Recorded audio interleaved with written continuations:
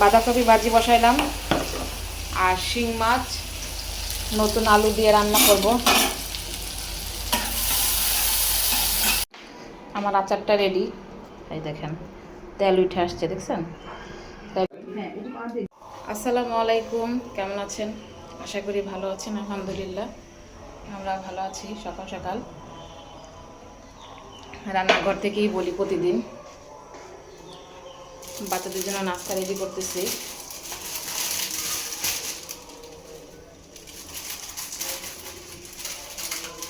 রিতার আব্বুকে ডাকলাম, গেল না আজকে অফিসে।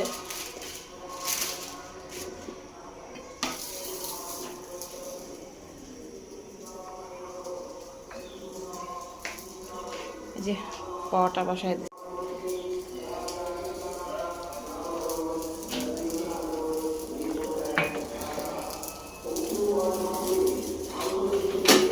শিং মাছ ভিজাইলাম,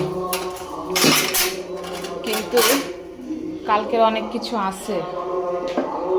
কালকের মাংসের তরকারি আছে, ঝোলটা দিয়ে খাই কিনা দেখি। কালকের ইলিশ মাছের তরকারি রয়ে গেছে, ডাল আছে, আজকে আবার রাত্রে এক জায়গায় দাওয়াত আছে। দেখি কি রান্না করি। একটু শিং মাছ ভিজাইলাম, শিং মাছ দিয়ে নতুন আলু দিয়ে রান্না করতে পারি।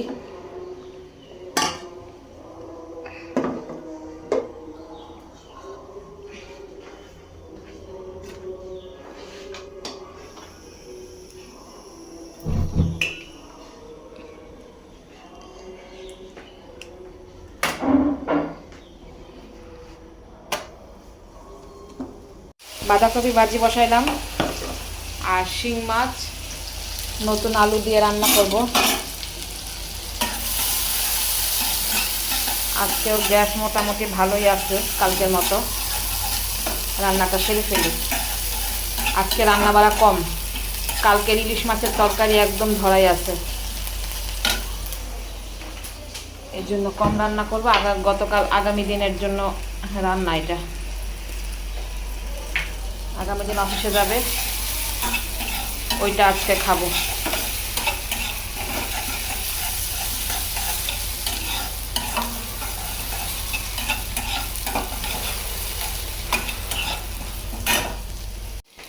গতকালকের মাছের ছিল, এগুলো ভাজা নিলাম এখন খাওয়ার আগ দিয়ে।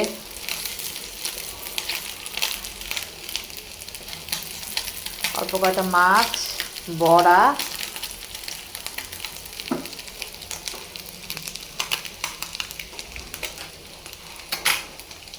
আর সব গুছাই ফেলছি খাবার টাবার। এই যে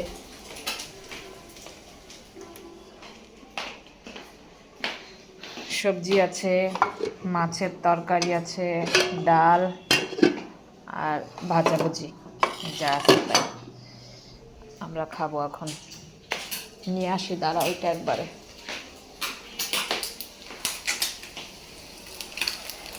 এই বড়াটা গরম গরম খাইতে অনেক মজা। বললাম চিংড়ি মাছের একটু একটু এটা, এই যে চিংড়ি মাছ আনছে গুঁড়া গুঁড়া, এটা একটু বড়টা আনলে সুন্দর করে ভেজে ভেজে খাওয়া যাবে। কোথায় ফেলি, চা করলাম, বিস্কিটের ডিব্বা নিয়ে বসি, দেখছেন? বিস্কিট খাই, এই বিস্কিটটা এত মজা।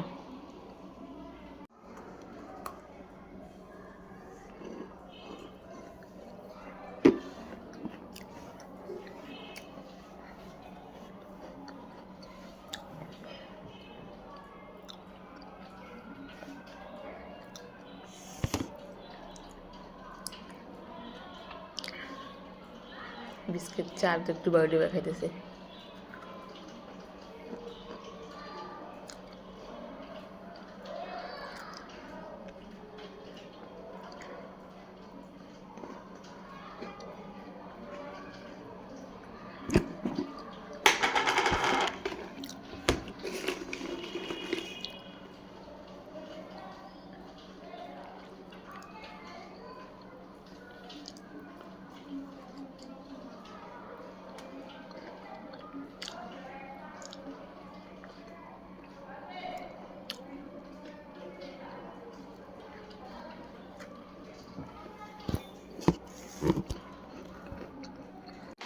আমার আচারটা রেডি।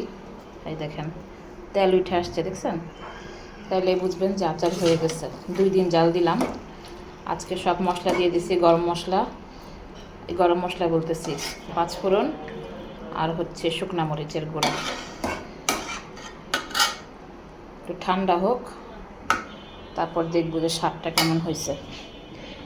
বন্ধ করে দিয়ে এখন আসো রিহান, আমরা রেডি, বের হয়ে যাব এখন। কেমন লাগতেছে বলবেন?